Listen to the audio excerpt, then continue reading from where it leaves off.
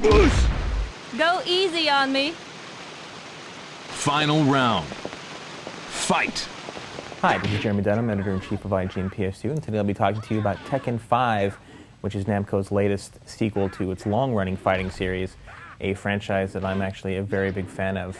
Now, for fans of Tekken 4, you might notice that Tekken 5 is a little bit different in terms of how they've approached the game. If you remember in Tekken 4, the game provided sloped surfaces, kind of like Virtua Fighter did, and also relied a little bit more heavily on counters and being a little bit more defensive. Still nowhere near as level as Dead or Alive, but it was definitely a more defensive-minded game. Tekken 5, however, goes back to what made it popular in the first place, and that's offense. It's an extremely offensive game. So you're going to be spending most of your time putting together some crazy 10-strings, juggles, and just doing whatever you can to take your opponents out. Now, I'm not going to claim to be an expert at the game because I've done that before and I had my ass kicked by several people. But I have played all 5 games quite extensively and have gotten to know them quite well.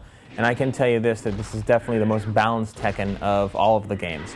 And I think that that's because they've kind of weakened a lot of the easier-to-use characters for newbies specifically.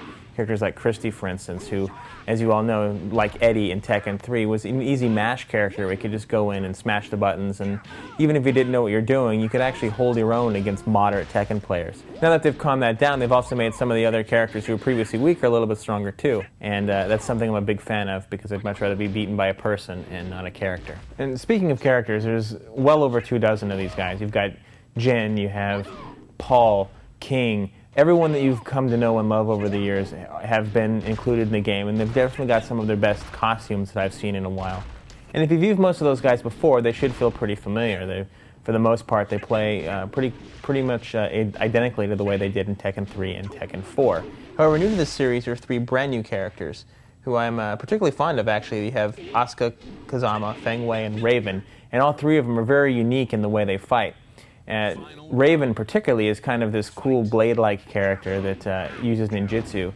He has his own personality, own unique styles, own advantages and disadvantages, and it's kind of refreshing to come back and play this game, which is now 6 games strong if you count Tekken Tag, and still find so much new and interesting. It's a really nice feeling as opposed to something like when I played Dead or Alive Ultimate or Dead or Alive 3, for instance. Sure, it looks great, but it just feels like I've been playing the same game forever. With Tekken 5, you've got that sense of familiarity, but without sacrificing new gameplay. And that's what I think really makes Tekken 5 kind of stand out, is that it takes a lot of what used to make the games great in the first place and expands on them by increasing the speed, increasing the moves, and increasing the possibilities that your fighters have. Of course, one of the biggest things that Namco is known for when it comes to the Tekken series is the fact that it always takes its arcade ports home to the PlayStation 2 and really makes them a much bigger game. So, all the basic stuff is in there. But you also have some of the more unusual little gameplay elements that I'm a really big fan of. For one, they've included kind of a Virtua Fighter arcade mode, so now you can customize your characters. You can make them more personalized, and that's actually a big element of the game now. There's also a lot of new additions in terms of gameplay. One of these new gameplay elements is the fact that they've included an all-new minigame known as The Devil Within, which is kind of the replacement for Tekken Force Mode, which you may remember from Tekken 4, which now takes an action-oriented approach and uses a completely different camera angle than before.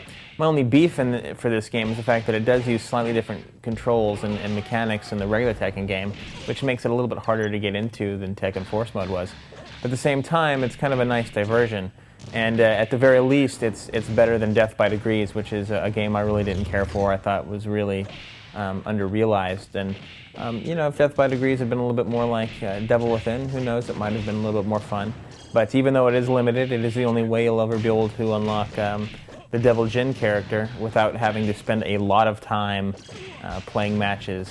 Of course, one thing that Tekken 5 has always been known for is just how well it handles the visuals. And in Tekken 5, it's an extremely pretty game. Not only does it support widescreen and high-definition televisions with its 480p, but it just looks great even without those things. I mean, the character models look fantastic. There's tons of texture details. There's a lot of lighting effects that are just run circles around the last game. And there's very subtle animations that are used both in the way that characters fight, the stances and the moves, and the way their faces react.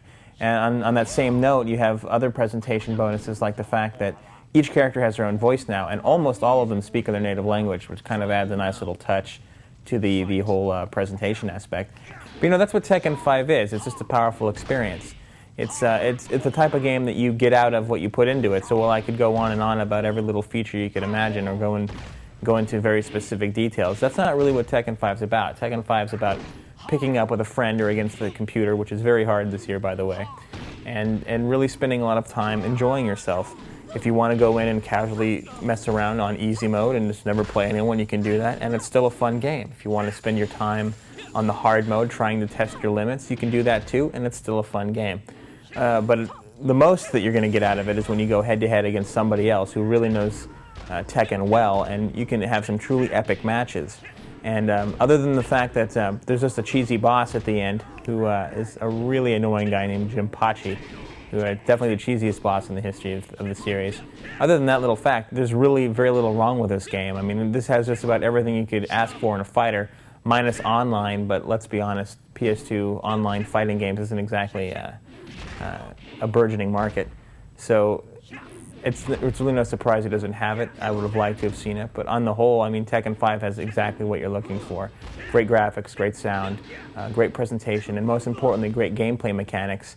And when it comes to picking a fighting game, gameplay mechanics are king. So bottom line, if you're a fighting fan, you love Tekken, you love fighting games, then this is a game that you're going to love too.